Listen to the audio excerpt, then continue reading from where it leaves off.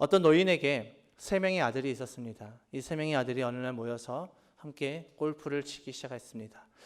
그런데 이 골프가 굉장히 이 세 사람이 너무나도 신중하고 너무나도 집중을 했는지 이 진행하는 속도가 너무나도 느려집니다. 속도가 느렸습니다. 이 세 명의 아들이 골프를 치는데 그 뒤에 팀이 아무리 기다려도 너무 늦게 가는 것이 참 이상해서 도대체 저 사람들은 얼마나 큰 내기를 하길래 저렇게 신중하고 집중하면서 골프를 칠까 하면서, 그러면서도 이분들이 너무나도 매너가 좋았던 팀이라서 기다려 주었습니다. 드디어 이제 골프를 치다가 이제 그 중간에 쉬는 곳에서 앞팀을 만나게 되었습니다. 그래서 뒤에서 골프를 치던 사람들이 이제 그 앞팀의 캐디에게 물어봤습니다. 아니 도대체 얼마나 큰 내기로 골프를 치길래 이렇게 늦게 칩니까라고 물어보자 이 캐디가 이렇게 대답했습니다. 세 명의 아들이 내기를 했는데 골프에서 지는 사람이 아버지를 모시기로 했답니다. 참 웃픈 이야기죠. 웃기면서도 슬픈 이야기인 것 같습니다. 오늘은 어버이 주일입니다. 이 어버이 주일, 우리의 마음을 씁쓸하게 하는 이 예화는 없는 이야기가 아니라 실제 어느 곳에서 어쩌면 당연하게 일어날 법한 그런 이야기입니다.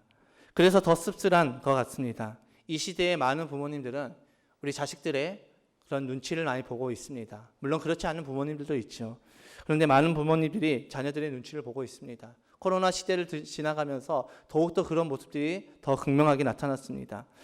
어떤 이들은 부모님께 교회를 가면 용돈을 끊어버린다고 해서 교회에 나오지 못하고 그렇게 좋아하시는 그 예배를 드리지 못하는 그런 일들이 발생하고 있고, 또 어떤 분들은 몸이 건강한데 자녀들이 그 부모님을 모시기 싫어서 요양원에 이제 보내셔서 그 부모님이 이제 그곳에서 예배도 드리지 못하고 쓸쓸하게 그 요양원에서 눈을 감는 그런 시대가 오늘 우리가 살고 있는 이 시대입니다.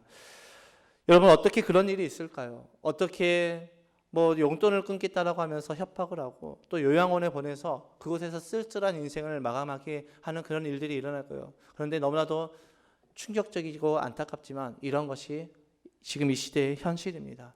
제가 부교육자 사역을 하면서도 이제 요양원에 가서 예배를 인도할 때 수많은 분들이 정말 예배를 사모하고 교회를 가고 싶다라고 말씀하시면서 제가 수요일 날 오전에 이제 예배 인도를 하면 목사님 우리는 지금 이 시간이 주일입니다라고 하면서 눈물을 흘리면서 예배를 드리신 그 어른들을 바라보면서 참 마음이 아팠던 그런 시절이 생각이 나는 것 같습니다. 이러한 때 정말 너무나도 말도 안 될 것 같은 그런 시대, 그 시대를 살아가는 우리 이 시대에 오늘의 본문의 가르침은 우리에게 많은 도전과 울림을 주는 것 같습니다. 디모데전서의 주제는 바울이 이제 디모데에게 하는 부탁의 말씀입니다. 바울은 디모데에게 어떤 부탁을 했을까요? 교회가 교회되게 하고 교회를 지켜달라는 그런 당부의 부탁을 기록한 말씀이 이 바로 디모데전서입니다. 바울은 앞장에서 디모데를 향하여서 너는 성도를 잘 가르치라고 당부하였습니다.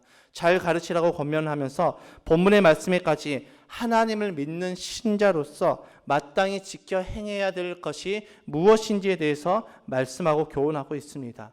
그런데 그 모습에 대해서 오늘날 이 시대에 수많은 크리스찬들이, 수많은 신자들이 놓치고 살아가고 있는 그 부분을 우리에게 교훈하고 있습니다. 그 부분이 무엇입니까? 바로 효이죠, 효. 4절의 말씀을 우리 함께 읽어보겠습니다. 4절 시작. 어떤 과부에게 자녀들이나 손자들이 있으면 그들은 먼저 자기네 가족에게 종교상의 의무를 행하는 것을 배워야 하고 어버이에게 보답하는 것을 배워야 합니다. 이것이 바로 하나님께서 그들에게 원하시는 일입니다. 아멘. 바울은 특히 아버지가 없는 자들, 이 아버지가 없이 자라난 그 자녀들에게 효도를 가르치라고 권면하고 있습니다. 바울은 더 나아가서 친척 또 가족까지 잘 돌보아야 된다라고 오늘 본문을 통해서 말씀하고 있죠. 8절의 말씀을 함께 읽겠습니다. 시작. 누구든지 자기 친척 특히 가족을 돌보지 않으면 그는 벌써 믿음을 저버린 사람이요 믿지 않는 사람보다 더 나쁜 사람입니다. 아멘. 여러분, 그동안 수많은 크리스천들이 하나님의 일을 한다고, 하나님의 사명을 감당한다고 가족을 돌보지 않고 가정을 돌보지 않는 일들이 일어났습니다. 그런데 그것이 그 당시에는 우리의 믿음이었을지 몰라도 오늘 이 시대를 살아가는 우리에게는 너무나도 큰 비극으로 발생하고 있습니다. 그 이유가 무엇이냐면 부모님의 신앙이 자녀에게 전수가 되지 않았다라는 것입니다. 부모님의 세대는 교회를 지켰지만 자녀들의 세대는 교회를 지키지 않습니다. 부모들의 세대는 어떻게든 하나님의 진리의 말씀을 붙잡았지만 자녀들의 세대는 그 말씀을 붙잡지 않습니다. 최근에 한 광주 청사교회 백윤영 목사님께서 이렇게 이야기를 했습니다. 광주 극동방송에서 이 차별금지법, 즉 동성애를 반대하는 그런 포럼을 이제 열었는데, 그곳에서 이제 민주당에서 한 의원이 이제 그 동성애법을 반대하시면서 이렇게 고군분투하고 계시는 그분이 이야기하시기를, 지금 우리 부모 세대는 이 차별금지법 동성애에 대해서 극렬하게 반대를 한다. 그래서 지금까지 유야무야 다 넘어갔지만 지금 분위기가 다르다. 왜 분위기가 다르냐면 지금 2030 젊은 세대들이 이 동성 결혼에 대해서 호의적으로 생각한다는 것입니다. 너무나도 충격적이죠. 호의적으로 생각해서 지금 우리 세대가 이 법을 막는다 할지라도 결국 그들의 세대가 되면은 결국 통과가 될 것입니다. 그러면서 신신당부하면서 우리에게 요청했던 것이, 목사님들에게 요청했던 것이 무엇이냐면 자녀들에게 신앙의 전수, 신앙의 교육을 꼭 시켜주시기 바랍니다. 이 지금 오늘날 청년 세대, 대학 세대가 이제 복음화율이 3% 미만으로 떨어졌습니다. 중고등부도 마찬가지죠. 지금 우리의 다음 세대가 이제 3% 미만으로 떨어졌다는 것은 이제 우리의 다음 세대가 미전도 종족이 되었다는 것이죠. 오늘날 왜 그런 일들이 벌어졌을까? 우리 부모님의 세대가 주님의 일을 잘 감당하셨습니다. 그래서 교회가 잘 세워졌고 정말 교회가 많이 성장이 됐습니다. 그런데 너무나도 안타깝게도 이 자녀를 향한 이 신앙의 전수가 이루어지지 않았다라는 것이죠. 부모 세대는 교회를 지켰지만 자녀 세대는 교회를 떠났고, 자녀 세대는 믿음을 버렸고, 자녀 세대는 상처를 받았습니다.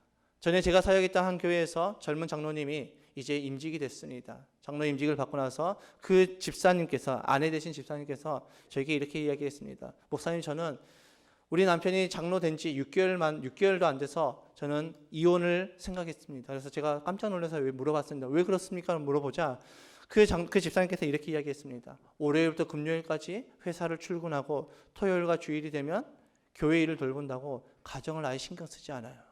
그래서 너무 힘들어서 이제 이혼을 생각까지 했다라고 합니다. 여러분, 우리가 하나님의 말씀을 받을 때 우리는 우리의 생각대로, 우리가 필요한 대로만 받으면 안 됩니다. 그렇게 되면 우리는 어떻게 될까요? 우리는 치우치게 되고 우리는 건강한 신앙생활을 하지 못하죠. 그렇다면 바울은 오늘 말씀 가운데 왜 가족을 돌보지 않는 일이 믿음을 배반한 일이고 믿지 않는 사람보다 더 나쁜 사람이라고 규정을 했을까요? 그 이유가 무엇일까요? 그 이유는 분명합니다. 교회와 가정 모두가 하나님께서 세우신 기관이기 때문이죠. 하나님께서 가정을 만드셨고 하나님께서 교회를 만드셨습니다. 우리가 놓치는 부분이 바로 이 부분이죠. 우리는 교회는 하나님의 집이라는 생각은 많이 있지만 가정은 그렇게 많이 생각하지 않습니다. 하나님께서 세우신 가장 작은 교회는, 성경에서 하나님께서 세우신 가장 작은 교회는 우리가 가정이라고 이야기합니다. 즉 가정이 흔들리면 사역도 흔들리고, 가정이 흔들리면 교회도 흔들린다는 것이죠. 사도 바울은 그것을 알았기 때문에 이 디모데에게 성도를 가르치는 일에 힘을 쓰라고 이야기하면서 가족을 함께 돌보라고 이야기하고 있습니다. 당시 이 교인들은, 당시 이 크리스찬들은 어떤 상황에서도 믿음을 지켰습니다. 이 바울이 이 서신을 썼던 시기는 기독교에 대한 극심한 박해가 있었던 시기였습니다. 예수를 믿는다는 그 이유만으로 재산을 몰수당했고, 예수를 믿는다는 그 이유만으로 추방당하기도 했고, 산채로 불에 던져져서 화형을 당하기도 했고, 심지어 사자밥까지 되었습니다. 그럼에도 불구하고 그들은 믿음을 지켰습니다. 끝까지 믿음을 지켰습니다. 그런 그들에게 너희가 가족을 돌보지 않으면 믿음을 저버린 사람이라고 이야기하는 이 바울의 충격적인 그 말은 너무나도 충격적인 그런 상황이었습니다. 어쩌면 끝까지 믿음을 지켰던 그들에게 너무나도 허탈한 그런 이야기일 수 있습니다. 내가 어떻게 믿음을 지켰는데, 내가 어떻게 해서 믿음을 지켰는데 가족을 돌보지 않았던 이유로 내가 믿음을 저버린 사람이고, 가족을 돌보지 않았던 이유로 내가 믿지 않은 사람보다 더 나쁜 사람이라고 말할 수 있느냐라고 이야기를 할 수 있는 부분입니다. 그러나 정말 하나님께서는 가정도 귀하게 여기신다는 것이죠. 하나님께서는 하나님의 몸된 교회라고 말씀하시면서 우리를 교회로 부르셨습니다. 교회인 우리가 속해 있는 그 가정 또한 하나님의 교회라는 것이죠. 그래서 우리는 교회 일만 잘하는 것이 하나님의 일을 잘하는 것이 아니라 우리에게 사명은 가정과 교회와 직장의 모든 일을 잘 균형 있게 잘 감당하는 것이 주님의 귀한 사명을 잘 감당하는 것이라는 것입니다. 2주 전에 우리는 부흥성회를 했죠. 부흥성회가 끝나고 다니엘 기도가 바로 연결이 됐습니다. 다니엘 기도를 이제 처음에 계획하기로는 이제 5일짜리이기 때문에 부흥성회가 화요일 날 끝나면 수요일부터 주일까지 이제 5일간 녹화 방송을 통해서 이제 다니엘 기도회를 계속 해야 되겠다라는 그런 생각을 했습니다. 그런데 새벽에 기도하는 가운데 하나님께서 그런 마음을 바꿔주셨습니다. 왜 바꿔주셨는가? 가정이 너무 소홀하게 되었다는 것이죠. 우리가 주일부터 그 다음 주일 저녁까지 늘 저녁마다 우리가 함께 나와서 예배하고 은혜 받는 건 너무나도 좋습니다. 그러나 믿지 않는 사람들이 있는 그 가족들이 있는 그 가정에는 그것이 엄청난 타격이 되는 것이죠. 그래서 그것을 바꿨습니다. 가정이 소홀하게 되는 것을 방지하고자 바꿨습니다. 분명히 11월 달이 되면 우리는 21일간 또 다니엘 기도일을 해야 됩니다. 그렇게 되면 우리가 끊임없이 저녁마다 어떤 기도의 어떤 일정들을 계속해서 잡아버리면 가정은 소홀하게 되고 믿지 않는 가족들은 더욱더 하나님을 향해서 불신과 또 좋지 않은 감정들을 갖게 된다는 것이죠. 신앙생활에서 중요한 것은 균형입니다. 균형을 잘 잡는 것이 굉장히 중요하죠. 가정과 교회와 또 직장 모두가 우리가 사명을 감당하는 것입니다. 우리는 사명 그러면 가장 먼저 생각나는 것이 목사와 선교사를 생각합니다. 그러나 하나님께서는 사명자라고 이야기할 때 목사와 선교사만을 향해서 사명자라고 말씀하지 않습니다. 이 땅에서 하나님의 자녀로 살아가는 우리 모두가 다 사명자이지요. 우리는 교회에서, 가정에서, 또 직장에서 복음의 빛이 되고 복음의 증인이 되는 그 사명을 감당하는, 예수의 증인이 되는 삶을 살아가는 그 사명을 받는 사명자라는 것입니다. 앞에 서 있는 저만 사명자가 아니라, 우리 목사님들만 사명자가 아니라 우리 모두가, 우리 백합교회 모든 성도님들이 다 사명자라는 것이죠. 그래서 우리가 있는 그 모든 것이 우리의 사역지가 되는 것이고 우리가 사명을 감당하는 그것이 된다는 것입니다. 우리는 각자 교회로서 부름을 받았습니다. 그래서 우리가 가는 곳에 하나님의 통치가 있고, 우리가 가는 곳에 성령의 통치가 있고, 우리가 가는 곳에 사명을 감당하는 그 삶을 살아가는 것이 우리에게 중요하다는 것이죠. 그런 관점에서 바울이 오늘 우리에게 권면하고 있는 것입니다. 야, 가족을 돌보지 않으면 믿음을 저버린 일이고, 믿음을 배반한 일이고, 믿지 않는 사람보다 더 나쁜 사람들이야. 그러니까 너희들 그렇게 살아가면 안 돼라고 이야기를 하고 있다는 것이죠. 혹시 지금까지 우리가 교회 직분자라고 우리가 교회 일만 신경 쓰고 가정을 우리가 내팽개쳤다면 이것 또한 하나님 앞에 우리가 회개해야 될 문제라는 것입니다. 하나님께서 택한 백성들, 즉 하나님의 자녀들에게 복을 주시는 통로는 교회만 있는 것이 아니라 교회와 가정을 통해서 우리에게 복을 주신다는 것입니다. 하나님의 자녀들이 양육을 받고 또 성장하는 것도 교회만 있는 것이 아니라 교회와 가정이 함께 쓰임을 받는 것입니다. 여러분, 자녀들에게 있어서 처음 만나는 교사가 누구일까요? 자녀들에게 있어서 처음 만나는 교사는 부모님입니다. 또 부모님에게 있어서 처음 만나는 제자는 자녀들이죠. 저는 모태 신앙이 아니었습니다. 저는 모태 신앙이 아니었기 때문에 제가 처음 갔던 교회는 평민교회라는 곳이었습니다. 그런데 저희 자녀들 유엘이와 라엘이는 모태 신앙이지요. 이 유엘이와 라엘이가 처음 간 교회가 어디일까요? 백합교회일까요? 우리 유엘이가 백합교회에서 태어났고 우리 라엘이가 천성교회에서 제가 사역을 할 때 태어났습니다. 이들이 처음 간 교회는 백합교회도 아니고 천성교회도 아니고 바로 우리 가정이라는 곳입니다. 가정도 교회라는 것이죠. 그런데 너무나도 안타까운 것은 지금 이 시대에 가정이 이 기능을, 이 역할을 더 이상 감당하지 못하고 있다는 것입니다. 우리는 여기에서 질문을 던질 수가 있습니다. 교회가 그 일을 감당하면 되지 않느냐? 교회가 자녀들을 양육하고 자녀들을 키우면서 세우면 되지 않느냐? 그러나 가정의 회복이 없이는 불가능하다는 것이죠. 반대로 교회 없이 가정의 회복도 불가능하다는 것입니다. 즉 교회와 가정은 뗄래야 뗄 수 없는 존재라는 것이죠. 교회와 가정을 우리는 따로 생각하면 안 됩니다. 교회와 가정을 우리는 이분법적으로 생각하면 안 됩니다. 교회와 가정은 하나님께서 세우신 교회라는 것이죠. 어떤 의미에서 교회는 목사와 장로, 또 목자와 목녀들, 그리고 수많은 사역자들이 돌보고 세워가는 것으로 보입니다. 그러나 가정은 다르죠. 가정은 누가 세우는 것이냐? 가족 구성원들이 세워나가는 것입니다. 그 어떤 누구도 그 가정을 대신 세워줄 수 없습니다. 여러분, 그 어떤 누구도 저희 가정을 대신 세워줄 수 없습니다. 저도 여러분들의 가정을 대신 세워줄 수는 없습니다. 물론 도움은 줄 수 있죠. 그러나 끝까지 세울 수는 없습니다. 가족의 구원 역시 마찬가지지요. 이 가족의 구원은 우리가 도움을 줄 수 있지만 다른 사람들이 대신해 줄 수는 없습니다. 그 영혼을 향한, 그 가족을 향한 피 끓는 애절함, 그리고 피 끓는 그런 영혼을 향한 그 사랑은 진짜 가족이 아니면 거의 가질 수가 없다는 것이죠. 안타까움은 있지만 가족만큼 그렇게 피 끓는 애절함은 없다는 것입니다.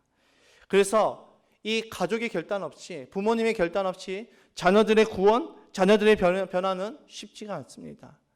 우리 믿는 자들의 변화와 믿는 자들의 결단 없이는 믿지 않는 가족들의 그 변화와 그 구원은 쉽지 않다라는 것이죠. 즉 우리의 가족의 구원의 그 키가 어디에 달려있냐? 바로 우리 자신에게 달려있다는 것입니다. 우리 자신에게 달려있다는 것은 내 노력이 아니라는 것이죠. 내가 하나님께로부터 받은 그 사랑과 그 은혜를 나만 누리면서 살아가는 것이 아니라 믿지 않는 우리 가족들에게도 흘려보내는 그 통로가 될 때 그들에게 예수의 사랑이 전해지고 그들에게 복음이 전해진다는 것입니다.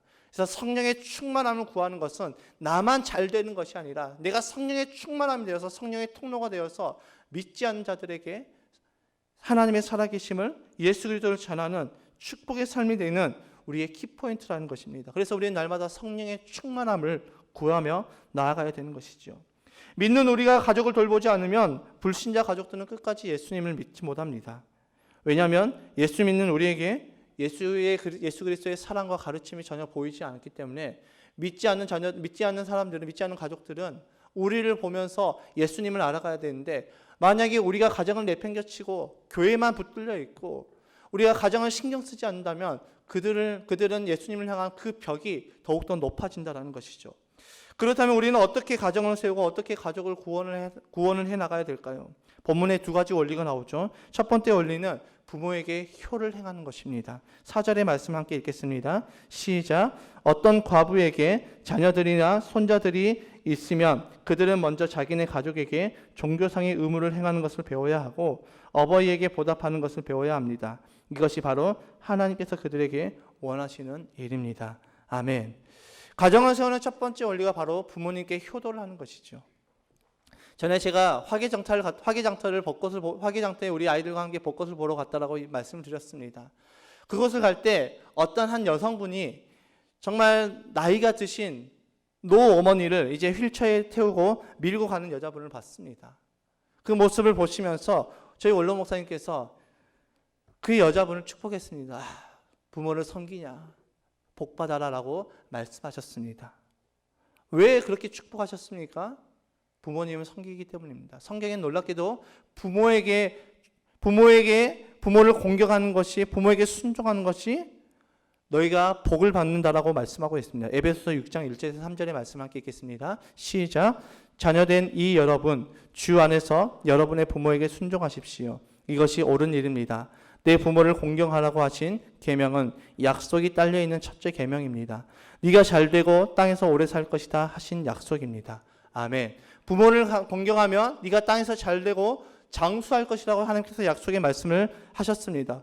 그렇기 때문에 우리가 부모를 공경한다는 것 곧 하나님의 복을 받는 축복의 통로이기도 하죠. 그러니까 원로 목사님의 그 한마디에 저는 지금의 현재 제 모습을 돌아보게 되었고 생각해 보게 되었습니다.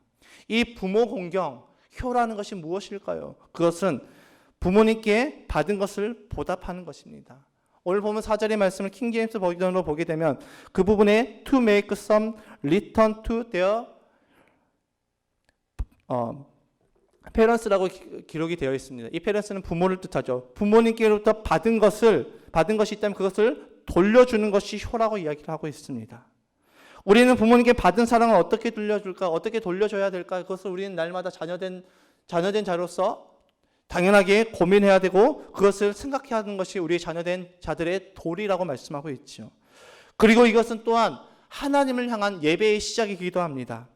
우리에게 베풀어 주신 하나님의 사랑과 그 은혜를 어떻게 돌려줄까, 그것을 고민하는 것, 그것이 바로 예배의 시작이라는 것입니다. 즉 하나님께 은혜를 받은 자들이 예배자로 세워진다는 것이죠. 내가 하나님께 은혜를 받았기 때문에 그것을 내가 어떻게 돌려줄까 고민하다가 세워지는 것이 시작되는 것이 바로 우리의 예배라는 것입니다.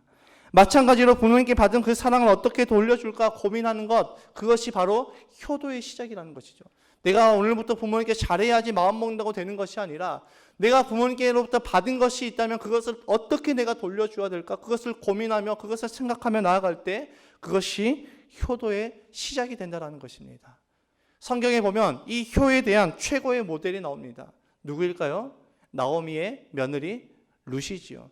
룻기서를 바라보면은 룻기를 보게 되면은 많은 며느리들이 이 시대에 살아가고 있는 수많은 며느리들이 룻기서의 말씀을 굉장히 불편해합니다. 왜 불편해하죠? 이 시대의 최고의 갈등인 고부 갈등이 그곳에는 나오지 않습니다.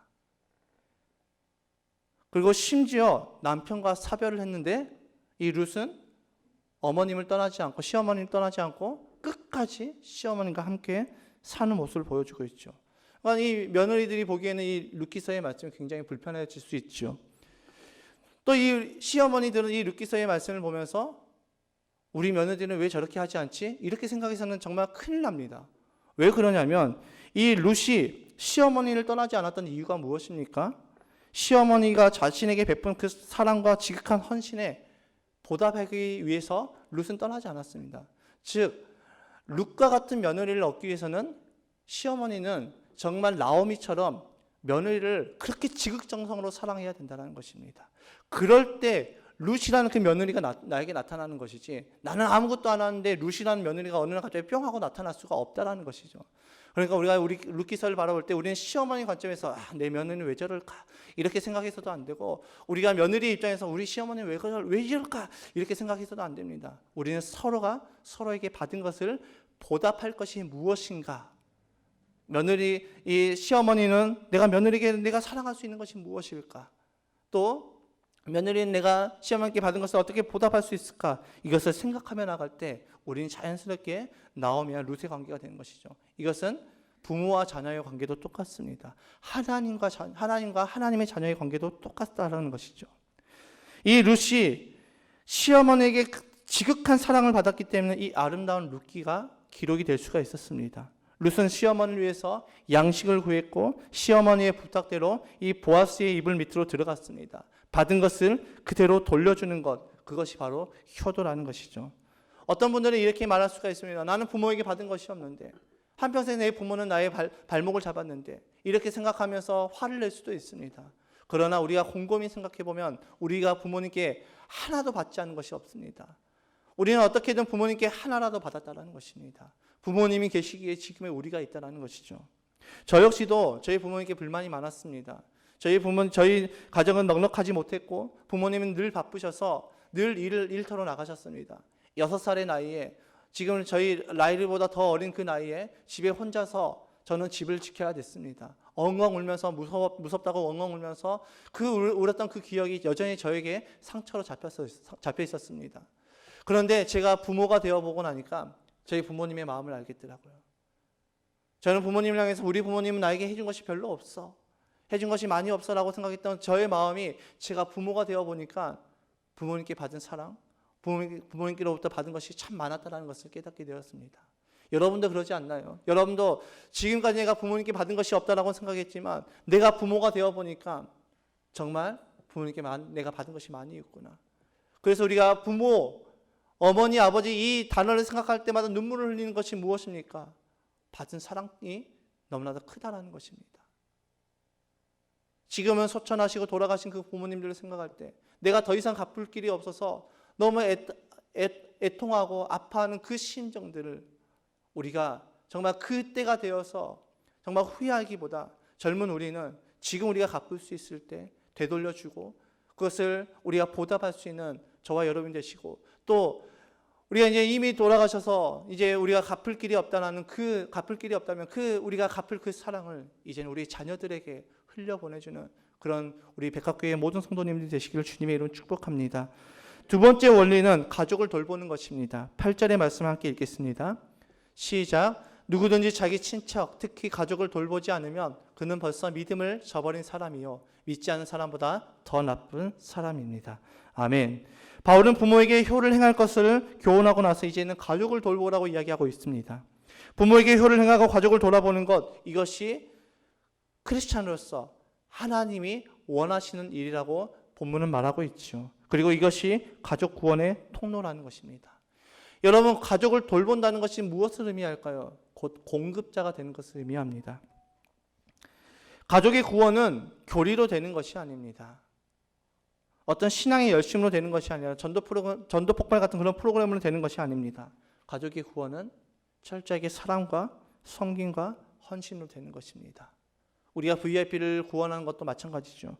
사랑과 섬김과 헌신이 없이는 믿지 않는 불신자들이 우리의 모습을 보고 그리스도의 사랑을 경험하지 못합니다. 우리가 사랑과 섬김과 헌신된 삶을 살아가기 위해서 우리는 날마다 성령의 충만함을 구해야 되죠. 성령의 충만함 없이는 우리는 이 일들을 감당할 수가 없습니다. 우리의 노력으로 우리의 힘으로 어느 정도는 할 수 있겠죠. 그러나 그것은 한계가 있다는 것입니다. 왜 우리가 성령의 충만함을 받아야 됩니까? 왜 우리가 날마다 성령의 충만함을 구해야 됩니까? 하나님이 원하시는, 하나님이 기쁘시는 그 일들을 우리가 감당하기 위함이라는 것입니다.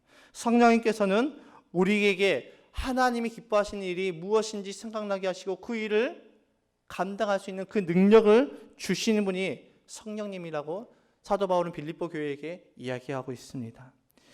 요셉은 형들에게 버림을 받았습니다. 형들의 손에 의해서 애굽으로 팔려갔죠. 그러나 훗날 그가 총리가 되어서 가족들과 다시 만났을 때 그는 형들을 미워하지 않았습니다. 형들을 책임지고 사랑으로 품어주었죠. 기근이 들어서 모두가 죽을 위기를 만났을 때 요셉은 부모를 섬겼고 형제들을 지켜주며 공급자가 되었습니다. 아버지가 돌아가셨을 때 겁에 질려하는 그 형제들에게 더 이상 나를 무서워하지 마십시오. 나는 형님들에게 복수하지 않겠습니다. 저는 형님들을 용서했습니다. 저는 형님들과 형님들의 자녀들까지 제가 다 책임지겠습니다라고 고백하지요. 창세기 50장 19절에서 21절의 말씀 함께 읽겠습니다. 시작. 요셉이 그들에게 말하였다. 두려워하지 마십시오. 내가 하나님을 대신하기라도 하겠습니까? 형님들은 나를 해치려고 하였지만 하나님은 오히려 그것을 선하게 바꾸셔서 오늘과 같이 수많은 사람의 생명을 구원하셨습니다. 그러니 형님들은 두려워하지 마십시오. 내가 형님들을 모시고 형님들의 자식들을 돌보겠습니다. 이렇게 요셉은 그들을 간곡한 말로 위로하였다. 아멘. 요셉은 자신에게 악을 행했던 그 형님들을 용서했고 그들을 품어주었고 그들을 돌보아주는 공급자가 되었습니다. 그를 통해서 형님들은 어떻게 되었을까요? 요셉을 통해서 하나님의 살아계심을 체험했죠. 요셉의 그 꿈이 정말 허무맹랑한 꿈이 아니라 정말 하나님께서 주신 꿈이었구나라는 것을 깨닫게 되고 하나님을 경배하게 되었습니다. 여러분, 하나님의 사람, 하나님의 자녀는 이러한 삶을 살아가는 것입니다. 없다고 죽는 소리하며 가족들을 내팽개치는 것이 아니라 우리가 가족들을 책임지고 공급자가 되어야 됩니다.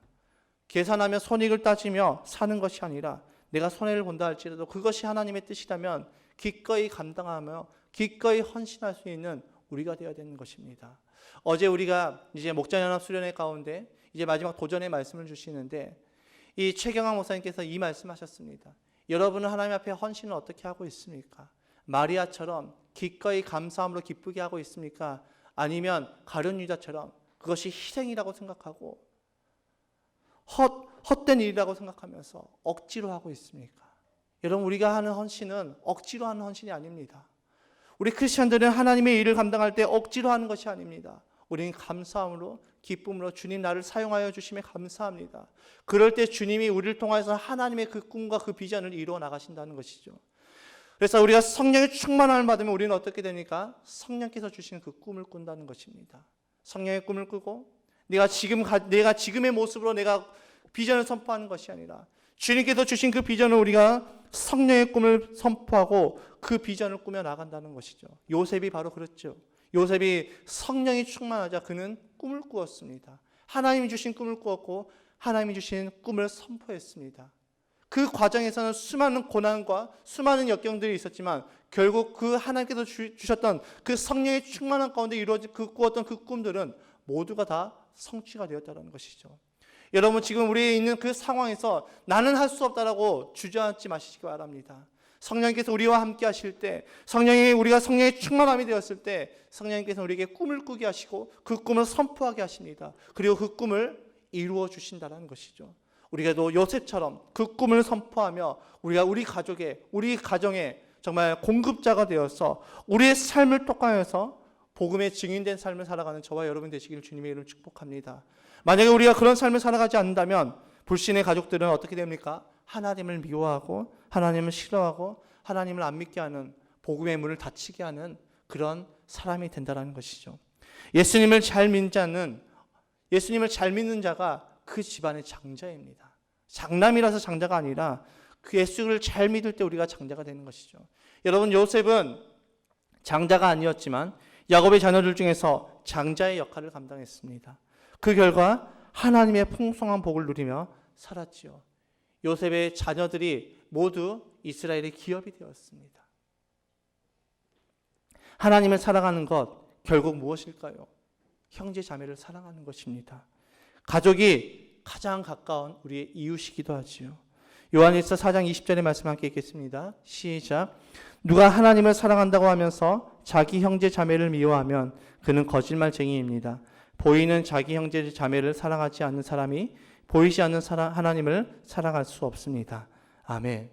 여러분, 우리의 형제 자매는 이웃도 되지만 가족이 됩니다. 가족을 사랑하지 않고 돌보지 않는 사람, 하나님을 사랑한다고 말할 수 없다라고 말씀하고 있죠. 하나님이 원하시는 교회를 세우는 것의 가장 첫 걸음은 바로 우리의 가정의 회복이라는 것입니다. 목장을 통해서 불신자가 구원을 받게 되는 그 통로도 되기도 하지만 목장은 우리의 부부관계의 회복이 되는 통로이기도 합니다. 우리가 이 하나님의 사랑을 가장 잘 훈련하고 가장 잘 우리가 행해 볼 수 있는 그곳이 어딜까요? 바로 목장이 되는 것이죠. 목장을 통해서 우리는 불신자에게 그리스도의 사랑을 전할 수 있는 것을 훈련하고 배우고 또 그것을 본받게 되는 것입니다.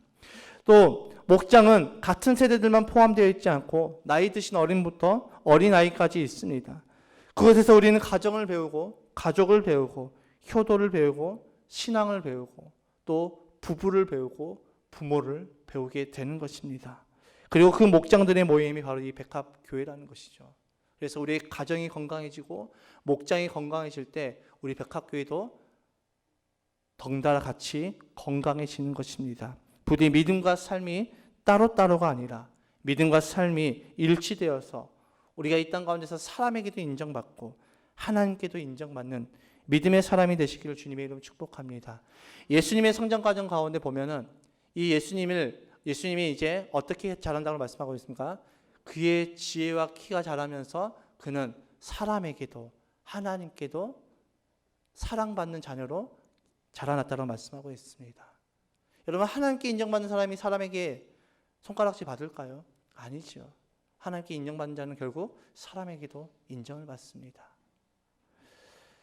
우리가 이 땅 가운데서 이제 크리스찬으로 살아갈 때, 오늘 특별히 우리가 어버이 주일을 맞이하면서 우리 부모님을 생각할 때 우리 처음 나왔던 그 예화처럼 부모를 아버지를 모시기 싫어서 정말 신중하게 골프를 치는 우리의 삶이 아니라 설사 그런 일들이 일어난다 할지라도 우리는 기꺼이 져주고 기꺼이 손해보는 그런 믿음의 사람이 되시기를 주님의 이름으로 축복합니다. 우리가 가족을 돌보고 가족에게 받은 것을 보답하며 나아갈 때 우리는 비로소 하나님의 풍성하심을 받아 누릴 수가 있습니다. 그런 은혜가 있으시기를 주님의 이름으로 축복합니다.